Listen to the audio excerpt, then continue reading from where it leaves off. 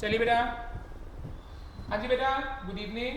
सो राजे, हम लोग डिस्कस करने जा रहे हैं E1 DPP6 के सॉल्यूशंस। सो पहले क्वेश्चन से स्टार्ट करते हैं देखते हुए क्या लिखा है कि what is the angle between the electric field and the dipole along the equatorial line। अब बेटा मैंने आपको क्लास में बताया हुआ है क्या कि अगर ये आपका डाइपोल है तो डाइपोल मोमेंट कहां से कहां जाती है, बुराई से अच्छाई की तरफ। तो अगर आप इक्वेटोरियल लाइन पे इलेक्ट्रिक फील्ड निकालो तो वो कहां आएगी, इसके ऑपोजिट। डाइपोल मोमेंट इधर जा रही है और इलेक्ट्रिक फील्ड इधर आ रही है, तो यानी कि ऑपोजिट। इसका मतलब थीटा क्या आ गया, 180 डिग्रीज। ठीक है, यही क्वेश्चन अगर एक्सियल के लिए आता तो आंसर 0 होता। ठीक है, आपको दिख रहा होगा ना, ये इधर है, ये इधर है। बहुत ही आसान बेटा। EA is the field for a short dipole along the axial. बेटा हमने पढ़ रखा है E axial upon E equatorial is 2:1। तो ए ऑप्शन, इसको हम वहां ले जाएंगे। एक्सियल जो होती है वो इक्वेटोरियल का डबल होती है। ठीक है जी, next. What is the angle between the electric field. बेटा ये फिर से वही आ गया, एक्सियल। एक्सियल में क्या होता है, 0। क्या, एक्सियल में बुराई से अच्छाई की तरफ। अगर आप यहां पे इलेक्ट्रिक फील्ड निकालोगे तो it will be in the same direction. मैं आपको बोल चुका हूं, एक्सियल की field same as dipole moment. चलिए, आसान क्वेश्चन है बेटा, ये भी प्रैक्टिस के लिए ही था, मुश्किल तो है नहीं। क्या लिखा हुआ है देखिए, an electric dipole of length 2 centimetres. So 2a आपको दे रखा है 2 centimetres. Am I right, 2 centimetres when placed at an angle of 60 degrees experiences a torque 8√3. Calculate the potential energy if the charge is ±4 nano. बेटा इसका मतलब होता है 10 की पावर -9। आई होप आप जानते होंगे n means nano and nano means 10 की पावर -9। चलिए बेटा, इट्स एन इजी क्वेश्चन, जल्दी से खत्म करते हैं इसको। सबसे पहले बेटा हमें निकालना क्या, पोटेंशियल एनर्जी निकालनी है। तो P तो चाहिए ही चाहिए सर। P होता है Q × 2a। Q कितना दे रखा है, 4 × 10 की पावर -9 और 2a कितना है 0.02। 0.02। तो बेटा 4 2 8, 8 × 10 की पावर -11 कूलम मीटर। बेटा दिख रहा होगा, 4 2 8, पावर आया कूलम मीटर। अब ध्यान दें, हमें निकालनी है अच्छा टॉर्क। अब टॉर्क होता है PE sin थीटा। अब मैं वैसे आपको एक चीज बताऊंगा, इसमें थोड़ा सोचना। एक्चुअल मेरे से P निकालने की मुझे जरूरत थी नहीं। I tell you the reason why. Torque क्या दे रखा है आपको, 8√3 PE sin 60। सर आप P की वैल्यू क्यों नहीं डाल रहे, मैं जान के नहीं डाल रहा, सबर रख, अभी पता चल जाएगा। 8√3 PE √3/2। √3 से √3 कट गया तो PE का आंसर कितना आ रहा है, 16। आई होप आप समझ पा रहे हैं, PE का आंसर कितना आ रहा है, 16। मेरे बच्चे, मेरे राजे, हमें क्या निकालना है, पोटेंशियल एनर्जी। अगर आपको याद हो, पोटेंशियल एनर्जी का फॉर्मूला क्या है, -PE cos theta minus PE cos theta. तो बेटा P की वैल्यू डाल दो ना। देख पहले मैं P निकालता, क्यों जरूरत क्या है, देख P निकालता, अच्छा E तो एनीहाउ में दे भी नहीं रखा है तो कोई फायदा ही नहीं था, तो सीधा PE की वैल्यू डालो -16 cos 60, ये आ जाएगा -8 जूल्स। ठीक है जी, एंगल कितना दे रखा था 60, तो minus PE cos 60, right. If N electric dipole is placed, ये हमने कई बार बेटा क्लास में डिस्कस कर लिया, एक इलेक्ट्रिक डाइपोल है जो कैसी फील्ड में है, uniform, then state whether it will experience a torque और नॉट, डिपेंड्स। मैंने क्लास में बात करी है, टॉर्क यूनिफॉर्म और नॉन यूनिफॉर्म पे डिपेंड करता ही नहीं है। मतलब इफ थीटा इज 0 और theta is 180, torque will be 0। अगर थीटा नॉट इक्वल टू 0 या theta not equal to 180, torque will not be 0। तो चाहे फील्ड यूनिफॉर्म हो, यहां पे यूनिफॉर्म फील्ड की बात हो रही है, एक यूनिफॉर्म फील्ड में भी अगर एंगल 0 या 180 है तो टॉर्क नहीं लगेगा, बट अगर एंगल 0 या 180 नहीं है, कुछ और है, तो टॉर्क लगेगा। Next, what happens when an electric dipole is placed in a non uniform field. बेटा इसका आंसर हमने शीट में लिख दिया था, it experiences some net force so undergoes linear motion. अगर आप एक डाइपोल को नॉन यूनिफॉर्म फील्ड में रखोगे तो उस पर नेट फोर्स लगेगी और वो लीनियर मोशन शो करेगा। टॉर्क, फिर से वही बोल रहा हूं, अगर एंगल 0 या 180 नहीं है तब तो टॉर्क लगेगा, और अगर 0 या 180 है तो टॉर्क नहीं लगेगा। आइए question number 7, N electric dipole is placed at an angle 30 degrees. अच्छा, एंगल है 30, तो मतलब एंगल ना तो 0 है और ना ही 180 है। क्योंकि एंगल ना तो 0 है ना 180 है, तो टॉर्क तो भैया पक्का लगेगा। In a non uniform field, non uniform का मतलब क्या हुआ, F net is not equal to 0। 30 का मतलब क्या हुआ, torque is not equal to 0।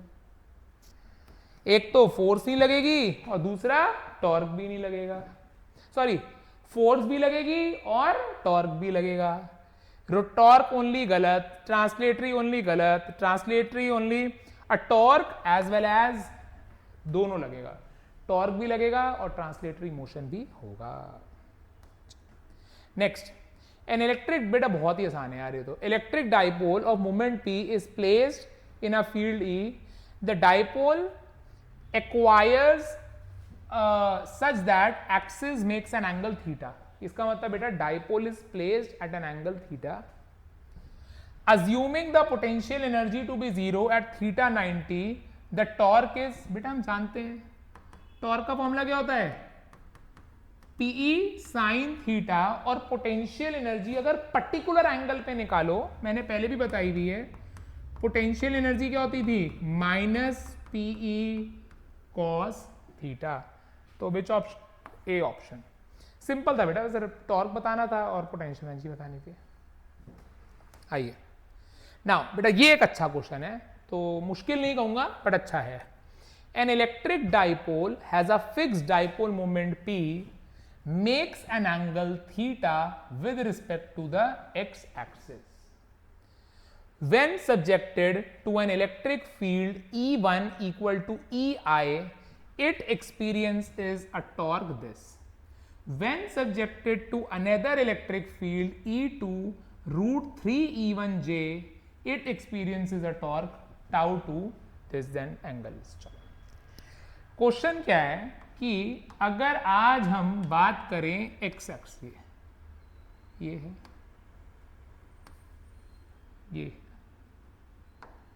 ये x है, ये y, हमारे पास एक डाइपोल है, an electric dipole has a fixed dipole moment P makes an angle theta with the x axis। तो क्या हो रहा है, हमारे पास एक डाइपोल है P जो कि एंगल बना रहा है theta. When subjected to an electric field E1 equal to EI, हमारे पास एक इलेक्ट्रिक फील्ड है E1 जो किसके बराबर है, EI। Experiences a torque tau 1 मतलब T1 इक्वल टू टाउ के। अब एक मिनट बेटा जी, क्या मैं गलत बोल रहा हूं, हमने कर रखा है इसको। अगर आज मैं रिजॉल्व कर दूं तो मेरे पास एक कंपोनेंट आएगा P cos थीटा और यहां पे कंपोनेंट क्या आएगा, P sin थीटा।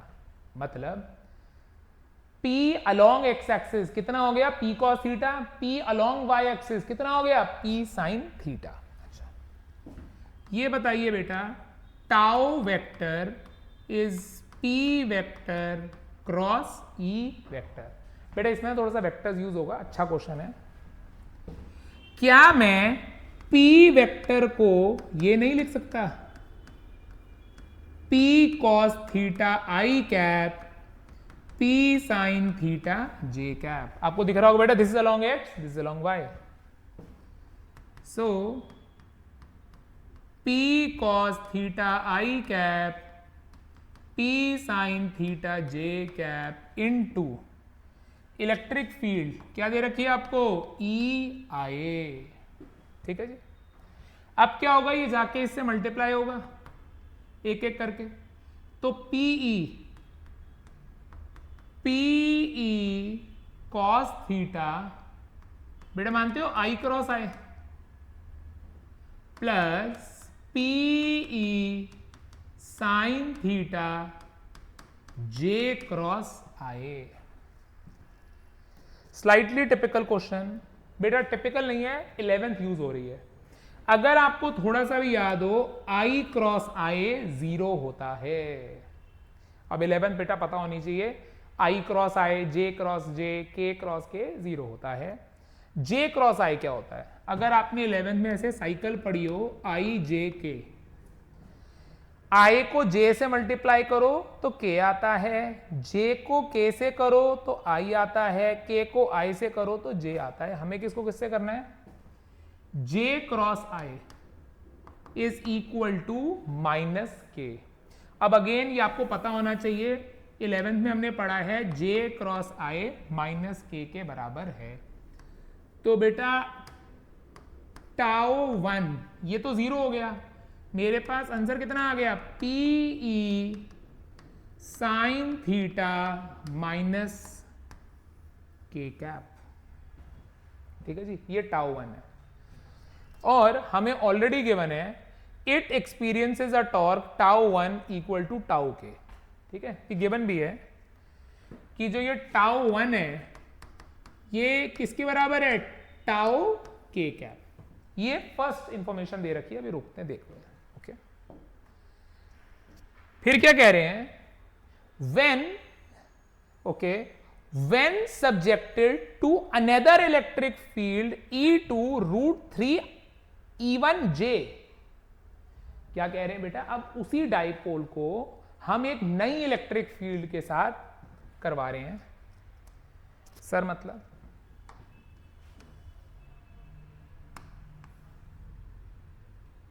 डाइपोल अभी भी वही है, मतलब ये डाइपोल है जो एक्स एक्सिस के साथ क्या एंगल बना रहा था, थीटा। बट इस बार इलेक्ट्रिक फील्ड बदल गई है। इलेक्ट्रिक फील्ड क्या हो गई है, E2 इक्वल टू √3 E1J। बेटा E1 खुद क्या है, E नहीं है। मतलब अगर मैं बोलूं कि E2 है √3 E1J कैप और E1 खुद क्या है, E, तो ये हो गया √3 EJ कैप। तो सर यहां पे जो इलेक्ट्रिक फील्ड आ रही है, क्या आ रही है, E2। सर आपने y एक्सिस में क्यों बनाया, क्योंकि बेटा जे कैप दे रखा है ना इसमें, तो जे पे गया। बेटा फिर से वही, अगर आपको थोड़ा सा भी समझ में आता हो तो इसको जब मैं रिजॉल्व करूंगा तो यहां पर क्या आएगा पी कॉस थीटा और यहां पे क्या आएगा पी साइन थीटा। इसका मतलब फिर से सेम चीज, पी कॉस थीटा आई कैप पी साइन थीटा जे कैप। ठीक है,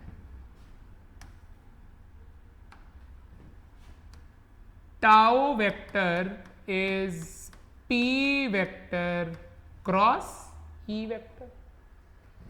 अब P क्या दे रखा है, P कॉस थीटा आई कैप P साइन थीटा जे कैप क्रॉस E। बेटा E कितना है हमारा, E है हमारा √3 जे कैप। मैं लिख लेता हूं, E है हमारा √3 E जे कैप, तो √3 E जे कैप। अब आई होप आप समझते हो कि ये टर्म जाके इन दोनों से मल्टीप्लाई होगी, तो जब ये इससे मल्टीप्लाई होगी तो क्या आएगा √3 PE कॉस थीटा आई क्रॉस जे √3 PE साइन थीटा जे क्रॉस जे।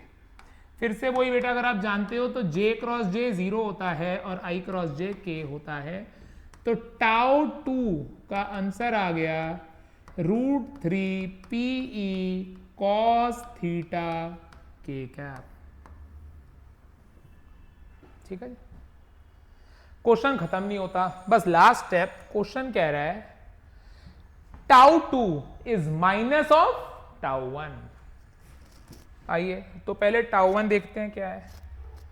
हमारे पास टाउ 1 दे रखा है PE साइन थीटा माइनस के कैप। टाउ 2 दे रखा है √3 PE कॉस थीटा के कैप। चेक कर लें, √3 PE कॉस थीटा के कैप, और वो कितना दे रखा था अब ये। अब आपको एक रिलेशन गिवन है कि tau 2 is minus of tau 1। √3 PE cos theta के cap is minus of PE sine theta minus के कैप। आई होप आपको दिख रहा होगा बेटा, माइनस माइनस कट जाएगा, तो √3 PE cos थीटा के cap is PE sine theta के कैप। अगर आप समझ पा रहे हो तो बेटा P से P चला गया, K से समझो K चला गया, क्या रह गया, इसको नीचे ले जाओ, तो √3 is equals to sine theta by cos theta, यानी कि tan theta is equals to √3। तो थीटा की वैल्यू कितनी आ गई 60 डिग्रीज। थीटा की वैल्यू कितनी आ गई 60 डिग्रीज। क्वेश्चन मुश्किल नहीं था, हाँ जरूर टिपिकल था, इसमें 11th की भी नॉलेज यूज हो रही है। आई एम श्योर मेरे ख्याल से किसी जेई या नीट के पेपर में आया हुआ है, स्कूल में ये कम दिखेगा, बट एक अच्छा क्वेश्चन था, जरूर देखिए। सबसे पहले हमने P निकाला, क्रॉस प्रोडक्ट किया, टाउ 1 निकाला, फिर P निकाला, क्रॉस प्रोडक्ट किया, टाउ 2 निकाला, राइट, इक्वेट कर दिया। चलो बेटा लास्ट फॉर टुडे शीट से, N electric dipole is formed by 2 equal and opposite charges Q with a separation D। हम कह रहे हैं हमारे पास दो चार्जेस हैं, एक प्लस Q है, एक माइनस Q है, और इनके बीच की दूरी D है। The charges have a mass M, इन दोनों का मास क्या है M। It is kept in a uniform electric field if it is slightly rotated. Then angular frequency is, बेटा अगर आपको याद हो लास्ट क्लास में हमने टाइम पीरियड क्लास में डिराइव किया था, मैंने आपको यही बोला था कि एक डाइपोल हमेशा अपने आप को क्या करता है अलाइन। अब अगर आप इसे हल्का सा डिस्टर्ब कर दोगे तो क्या होगा, ये वापस आएगा बट रुकेगा नहीं, कहाँ चला जाएगा आगे, फिर वापस and it will start oscillating and it will start oscillating. ठीक है जी। अब बेटा अगर आपको थोड़ा सा भी याद हो, मैंने इसका फॉर्मूला डिराइव करा था, t is equal to 2 pi under the root of क्या था बोलो, बोलिए, हमने क्लास में फॉर्मूला डिराइव करा था PE बाय IA। अगर भूल भी जाओ, जैसे कि अगर मुझे कभी फॉर्मूला याद नहीं आ रहा था तो मैं फटाक से डिराइव कर लेता हूँ, मुझे अभी याद नहीं आ रहा फॉर्मूला क्या है, तो कर लेते हैं फटाफट से। क्या था टॉर्क, क्या था PE साइन थीटा माइनस, हमने इसको लिख दिया था I alpha minus PE theta, आपको याद होगा। तो अल्फा क्या आ गया था minus PE by I into theta, alpha को हमने लिख दिया था minus of omega square theta. Omega square किसके बराबर आ गया PE बाय I, तो ओमेगा क्या आ गया रूट PE बाय I। समझ रहे बेटा, दैट इज द वैल्यू। अगर बेटा कभी भूल भी जाओ ना फॉर्मूला, जैसे मुझे अभी याद नहीं आ रहा था, तो अगर आपको कॉन्सेप्ट क्लियर है तो hardly takes a moment, you can derive. तो PE by I, but sir यहाँ तो ऑप्शन ही नहीं मैच कर रही। वो ऑप्शन इसीलिए मैच नहीं कर रही क्योंकि इस क्वेश्चन में P की और I की वैल्यू डाली गई है। P क्या होता है Q इंटू 2A। ध्यान से देखिए यहां पे जो 2A है वही तो D है। अरे भाई डिस्टेंस बिटवीन देम, तो हमारे पास ये आ गया Q इंटू डी। अब आ रहा है मोमेंट ऑफ इनर्शिया। अब अगेन इसमें कई बच्चों को 11वीं में प्रॉब्लम होगी तो थोड़ा सा फंसेंगे। मैं आपको याद करा दूं, मोमेंट ऑफ इनर्शिया का फॉर्मूला होता था mr स्क्वायर। क्या होता था mr स्क्वायर। ध्यान से देखिए यहां से दूरी क्या है d/2 और वहां से दूरी क्या है d/2। अरे भाई टोटल डिस्टेंस d था, तो यहां से दूरी कितनी हो गई d/2, यहां से भी दूरी कितनी हो गई d/2। तो सर जब आप मोमेंट ऑफ इनर्शिया निकालोगे तो m1 r1 square plus m2 r2 square, m d/2 का स्क्वायर m d/2 का स्क्वायर। कोई मिस्टेक? तो सर इसको सॉल्व कर लेते हैं। d बेटा याद होगा ये हमारी एक्सिस ऑफ रोटेशन होती थी। जो हमारा डाइपोल है यार वो रोटेट तो ऐसे ही करेगा ना सेंटर के अबाउट। जो डिस्टेंस नापते थे वो एक्सिस से नापते थे। तो अगर अब मैं इसको सॉल्व करूं तो ये आ जाएगा m d²/4 m d²/4। तो जब आप इसको सॉल्व करेंगे आंसर आ जाएगा m d²/2। तो ये I की वैल्यू आ गई, ये P की वैल्यू है तो पुट कर दो। Omega is root of PE/I। So P कितना दे रखा है Q into D into E divided by I। What is I? m d²/2। m d²/2 इसको ऊपर ले जाओ, क्या आएगा answer 2Q DE divided by m d²। शायद आप समझ पा रहे होंगे कि ये वाला d और इसका एक d कैंसिल हो जाएगा, मेरे पास आंसर आ जाएगा 2QE divided by md। 2QE divided by md। So option 2QE divided by md। कुछ गलती तो नहीं करी है क्या? डिस्टेंस d है ना, m d²/4 तो m d²/2 ना QED/d। सो बेटा यही आएगा आंसर बेटा 2QE/md। शायद ऑप्शन में यहाँ पे m होना चाहिए था या जो भी, तो आंसर आएगा। ठीक है, एक बार फिर भी देख लीजिएगा कैलकुलेशन मिस्टेक ना हुई हो रेस्ट। सो बेटा दिस कंप्लीट्स आवर DPP। जरूर कर आइए और if you have some doubt so we can take it up. Bye bye, God bless.